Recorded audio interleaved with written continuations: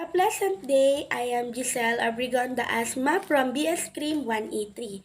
So, for today's video, I would like to discuss and tell all about the introduction to criminology.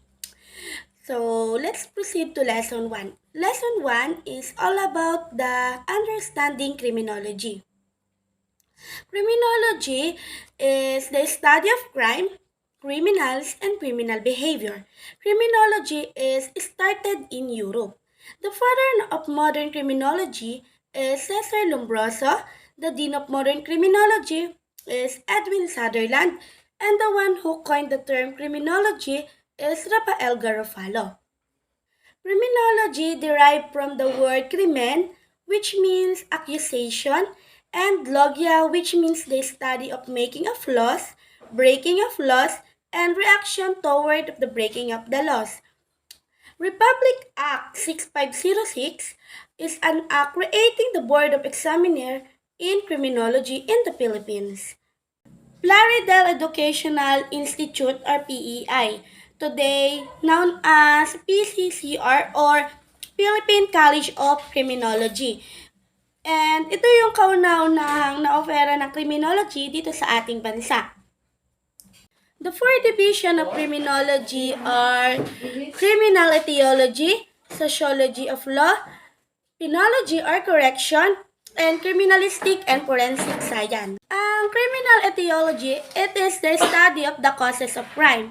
Then, sociology of law, ito naman yung scientific study of law. Dito pinag-aaralan yung mga batas, tsaka how law is applied or application of the law. Then, next is penology or correction. Penology or correction, it is the punishment or the prison system. The next one is criminalistic and forensic science. Ito naman yung study of criminal thing, of evidence, application of physical evidence. Nature of criminology are applied science, social science, dynamic, and nationalistic. Then, ang applied science, yun yung the crime is multidisciplinary or application of several science. Next one is social science. Crime is essentially a healthy society, kung saan dito nangyayari sa lipunan ng mga krimen. The next one is dynamic. Crime is changeable. Ang krimen daw ay nagbabago. Crime depends upon the society and the technology. Ang krimen natin, dito sa dynamic, ang krimen ay nakadepende na lamang sa mga teknolohiya at sa kung ano nangyayari sa ating lipunan. Lastly is the nationalistic. Ang nationalistic naman ang krimen nito is based on the existing law of territory. Ito naman tungkol sa mga teritorya natin dito sa ating bansa. Yun yung mga pag-agaw ng mga teritorya sa ating bansa. The four objects of interest in criminology are crimes, criminal behavior, and the study of victim or victimology. Crime is any act or omission punishable by the law. Then, kapag sinabi mo omission, yun yung failure to perform. Mga positive duty punishable by the law. Ito yung nagpapaliwanag ng bagay na dapat mong gawin pero hindi mo naman ginawa. Specific terms of crimes are felony, offense, misdemeanor or delinquency, and infraction of law. Pag sinabi nating offense, it is any act punishable by special laws, Republic Acts, and Memorandum. Felony is an act punishable by revised penal code. Then, misdemeanor delinquency, an act committed by minor offenders. Yun yung mga child in conflict by the law or delinquent. Pag sinabi naman infraction of law, ito yung mga crimes and act punishable by city, municipal, ordinances. Criminological classification of crime. First is acquisitive and extinctive crime. Acquisitive crime when the offenders acquire something. Example of acquisitive crime are robbery, estafa.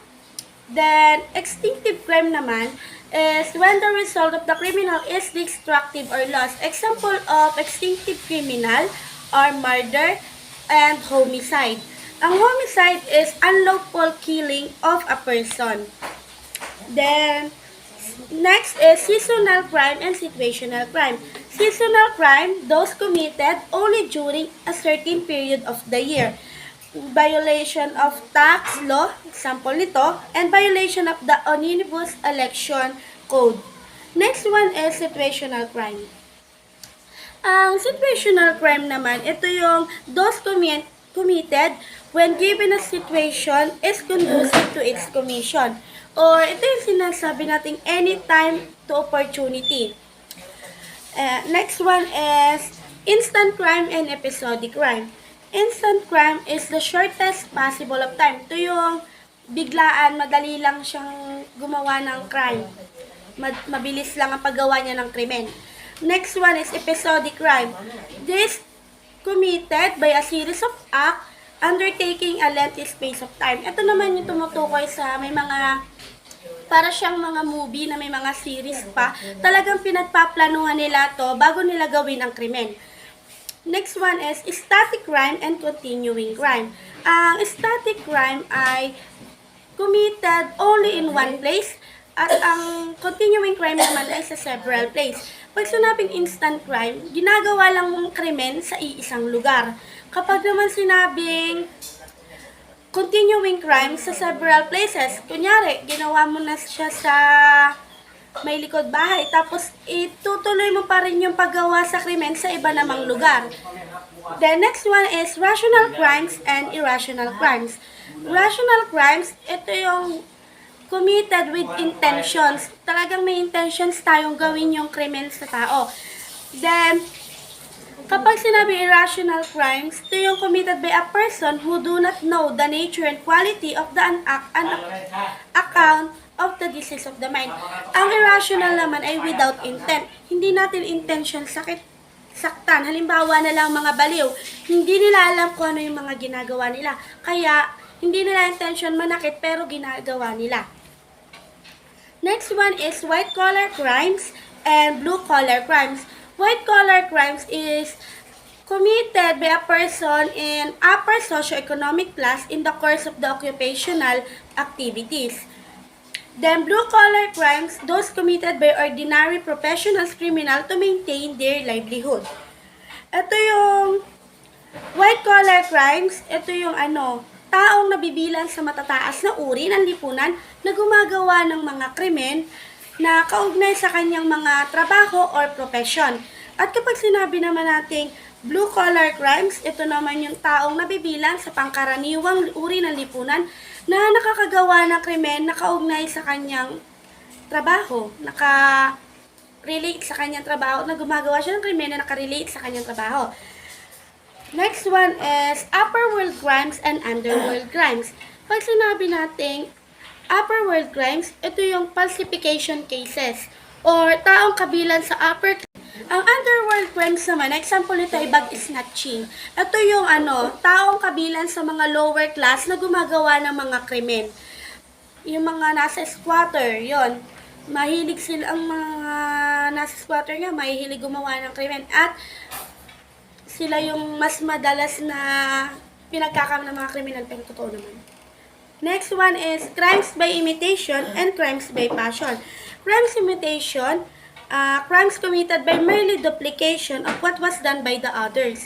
At kapag sinabi namang crimes by passion are crimes committed because of the fit of great emotions. Crimes by imitation, yung panggagaya. Panggagaya na kung anong meron sa iba, nagaya nila.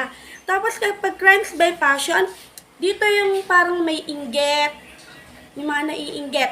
Gumagawa sila ng krimen dahil sila naiinggit, gusto nila din magkaroon ng ganung bagay. At ang huli naman ay service crime. Ito yung refers to the committed through redemption to service to satisfy of another. Legal classification of crimes, crimes against national security and the law of nation. Nangyayari ito during war only. Next one is crimes against the fundamental law of the state. Example nito ay arbitrary detention. Crimes against public order, crimes against person, crimes against property, crimes against public interest, at saka mga crimes against public morals. At marami pang crime na loob sa legal classification of crime. So, let's proceed to second objects of interest in criminology, which is criminals. Criminals is the one who committed a crime and conviction of the court. Then, ang criminals, yung mga nakakagawa ng mga krimen at yung mga nadadala sa mga korte, sa mga kaya sila napaparusahan dahil gumagawa sila ng mga crimes. At may criminological classification of criminals. Ito yung based on etiology, based on behavioral system, at based on activities, at based on mental activities. Kapag sinabi nating based on etiology, yun yung mga nandun yung mga emotions at yung mga intent. Then kapag sinabi natin behavioral system, nandun naman yung mga situational at saka yung mga financial. At yung mga livelihood, doon nakapaloob yung mga pag-uusapang about financial and livelihood. Kapag sinabi naman based on activities, nandun yung mga professional criminals, accidental criminals, and habitual criminals. Next one is based on mental attitude. Yun yung mga active criminals, nandun yung mga ugali ng mga criminals, yun nakapaloob ang mga ugali ng mga criminals. So, next, objects of interest in criminology is criminal behavior. It refers to intentional behavior that violates a criminal code. Also, it refers to the study of human. Yun yung mga behavior ng isang criminal. Kung bakit sila nakakagawa ng mga krimen. Next, and last, object of interest in criminology is the study of victim or victimology. And also, study of victim or victimology is the scientific process of gaining substantial amount of knowledge. Next lesson is all about approaches and theories of crime. Approaches and theories of crime deals with the idea of crimes and explanation particular individual commit a crime.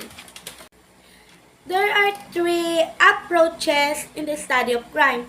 Ito yung subjective approach, objective approach, and contemporary approach. When we say subjective approach, it is all about the biological explanation of crime. Then, the objective approach naman is the study of social groups, social processes, institution. Then, kapag sinabi naman natin contemporary approach, ang contemporary approach is focused on psychoanalytical, psychiatric, and sociological institution of crime. Criminology has divided into three broad school. Ito yung classical, neoclassical, and positivist. When we say classical, it exercises absolute free will, and neoclassical is not possible to exercise free will. And positivist school is the social and moral phenomenon. So let's proceed to another lesson about introduction to criminal investigation and study of criminal behavior. So when we say criminal investigation, it is an art which deals the identity, location, apprehension of guilty party and provide evidence of guilt through criminal proceedings. It is derived from the Latin word investigate, which means to look into for traces, and vestigium, which means footprint. There are three IS tool of criminal investigation, and it is information, interview, and interrogation and instrumentation. In Republic Act 7438, it is the rights of the accused should only give statement voluntarily and not by means of threat, coercion, force, and etc. Corpus delicti is a study of crime or fact of specific loss or injury sustained. Modus operandi is a method or mode of operation that enables to investigators to recognize the pattern of criminal behavior. So let's proceed to id, ego, and superego. Id refers to conscious, ego refers to conscious personality, and superego refers to the violence of conscience. And I also know about the ego defense mechanism. Freud also provided a theory of human development. There are any classification of behavior, such as normal behavior and abnormal behavior.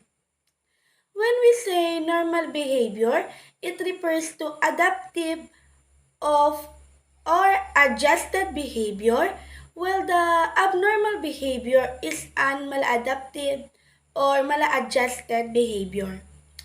Okay, so let's proceed to the different kinds of behavior, such as overt or covert behavior, conscious or unconscious behavior, simple or complex behavior, and lastly, rational and irrational behavior, such as heredity or biological factors and environmental factors. In heredity, it is refers to genetic influences. James Coleman, in his book, mentioned some environmental factors such as family background and childhood trauma. So let's proceed to another lesson about patterns of criminal behavior, sexual behavior leading to sex crimes, sexual deviations or disorder. In patterns of criminal behavior, there are neurotic, psychoneurotic behaviors, which refers to the groups of mild function, personality disorder. Neurotic nucleus refers to avoid stress or it can cope stress.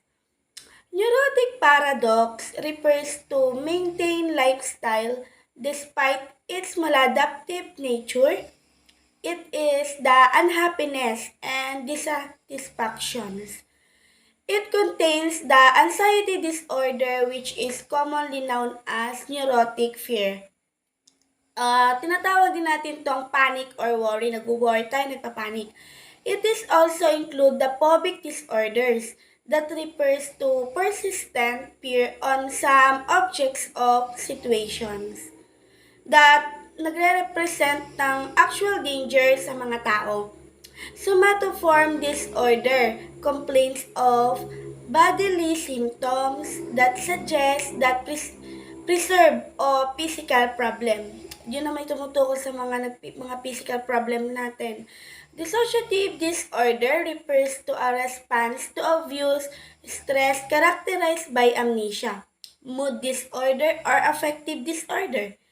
The sexual deviations, those affecting males and those affecting females. Sa affecting males naman, ito yung erectile insufficiency or impotency is a sexual disorder characterized by the inability. Premature ejaculation is the unsatisfactory brief period of sexual stimulation. So let's proceed to another sexual behaviors leading to sex crimes. As to sexual reversal, as to the choice of partner, as to sexual urge, and as a mode of sexual expression, as to be part to the body, as to visual stimulus, as to number of participants in the sexual act, and other sexual abnormalities such as exhibitionism, that is also called na indecent exposure, intentional exposure. Coprolalia is the use of obscene language to achieve sexual satisfaction. And lastly, Don Juanism. It is refers to the act of seducing women as a career without permanency of sexual partner or companion. So let's proceed to another lesson about crimes in the modern world. Organized crimes refers to an enduring structure or organization developed. It's sometimes referred to as the mafia, syndicate, or Cosa Nostra. An enforcer is one who makes arrangements for killing and injuring. A corrupter is one who buys, bribes, intimates, threatens, and negotiates. If we say a public official naman who can wield influence on behalf, it is refers to a corruptee. Professional crimes refers to the occupation or their incumbents which possesses various traits in including useful knowledge that requires a lengthy training. Kailangan ng mas malawak na training. There have a different criminological types of organized crimes, which are the traditional crime syndicates and non-traditional crime syndicate, and semi-organized crime and politically controlled. Color crimes refers to criminal act committed by a person of respectability. Forms of white-collar crimes are corporate crimes, environmental crimes, and occupational crimes. When we say corporate crimes, it refers to a crimes committed by corporation, and environmental crimes is refers to committed by business officials. And lastly, occupational crimes is refers to a crime committed through opportunity. At meron tayong tinatawag na violent crimes. Ang violent crimes or index crimes are murder, homicide, assault, robbery, rape, and family violence. Meron naman tayo property crimes or non-index crimes. Yun naman yung mga occasional property crimes that refers to crimes committed by ordinary property criminals. At ang victimless crimes naman nag-refers to those crime which no clear is readily indifference. At ang sunod naman natin ay alcoholism, yung mga taong mahilig mag-inom ng mga alcohol drinking. And if we are involved in alcoholism, we can experience different trouble. Like trouble in our homes, trouble among friends, trouble at work, trouble on roads or sa mga street, or gambling is, and lastly, gambling is usually defined as wagering or events. Yun yung pagsusugal, gambling. At nakakasuhan tayo dahil masama nga yung pagsusugal dahil isa din tong crimes. Nga, sabi ko, ang gambling ay pagsusugal, yun yung isang krimen din. Dahil gumagamit tayo dito ng pera, nakikipaglaro tayo sa iba, gamit ang ating pera para mas mapalawak yung pera natin, mapalago. At isa yung krimen dahil hindi magandang nadudulot nito sa atin dahil na-addict tayo. Tapos kapag nagkakainitan sa mga pagsusugal, nakakagawa tayo ng iba't ibang krimen gaya na lang ng murder, pinapatay natin yung kaaway natin dahil nga yan sa pagsusugal. So, let's proceed to another lesson about correction of criminals.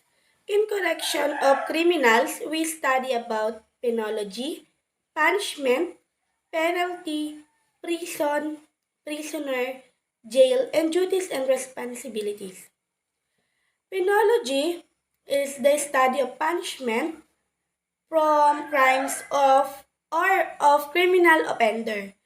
It is actually a division of criminology that deals with prison management and the treatment of offenders.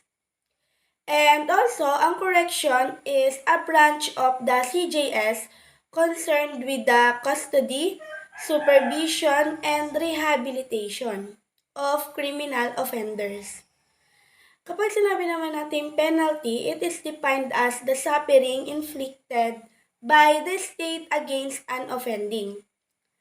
And yung fine is an amount given as a compensation for a criminal act. Yun yung binabayaran natin. When we say prison, it is refers to an institution for the imprisonment. Prisoner is a person who is under the custody of local authority, and also it is any person detained or confined in jail or prison for the commission of a criminal offense. Mga tao nagkasala kaya ay kinukulong. General classification of prisoner are detention prisoner, sentence prisoner, and prisoner who are in safekeeping. Jail is a place for locking up of persons who are convicted of minor offense or felonies. Yung mga maliliit lang yung mga kaso. Times of jail are lock-up jail, ordinary jails, and workhouse or jail farms or camp. Bureau of Corrections under Executive Order 292 and Bureau of Jail Management. Pag sinabi nating jail, doon ay kinukulang mga nagkakasala ng minor offense lang. At kapag naman sinabing prison, doon naman yung mga major offense, mga malaki ng pagkakasala. Doon nila nilalagay yung mga offenders o yung mga nagko-commit ng mga crime. So, the next one is all about introduction to criminalistic and criminal investigation. When we say criminalistic, it is a physical evidence or forensic science. It is the application of criminalistic science in the field of law enforcement. So, when we say criminal things are left behind by the criminal perpetrator in the scene of the crime. So, let me talk about criminology and criminalistic. Criminology is the causes of crime and or criminal people. There are two divisions of criminalistic, which is scientific division and technological division. Scientific division that it includes the chemistry, physics, and biology. And the other division is technological division, which includes the fingerprinting, photography, polygraphy, forensic science, and ballistic. Fingerprint refers to a production of pattern or design formed by the ridges. Dactylography is the scientific study of fingerprints as a means of identification. Did you know that fingerprint is the most reliable means of personal identification? Ito yung kahit sabihin natin may kakambal tayo, wala pa rin tayong kapareha dun sa fingerprint natin. Ang fingerprint natin ay iba-iba. The 8 fingerprint patterns are the ulnar loop, radial loop, plain arc, tented arc, plain whirl, and accidental whirl. Meron tayong tinatawag na question document. Ang question document refers to authenticity, identity, or origin. When we say document, it is the every deed or instrument executed by a person. So, let's proceed to forensic and legal medicine. It deals with the application of medical knowledge. Then, ballistic is defined the science and motion of projectiles. Pag sinabi natin motion, it refers to the movement or mobility. Kapag sinabi naman natin projectiles, it refers to metallic or non-metallic object. At ang ballistic din ay refers ito sa science of firearm identification. Then, bullet identification, no to barrel, are microscopically when a bullet is fired from the rifle gun barrel and every barrel leaves its a thumb mark or fingerprinting on every bullet fired on it. And lastly, all about introduction to criminal law. Criminal law is the branch or division of law which defines crimes. Then, criminal law has three main characteristics, namely general, territorial, and prospective. Criminal law is binding on all persons who reside or sojourn in Philippine territory. When we say felonies it is an act and omissions punishable by law. Criminal liability shall be incurred by any person committing felony or delito, although the wrongful act to be different from that which he intended, and by any person performing an act which would an offense against person or against property. And that is all about the introduction of criminology. Thank you.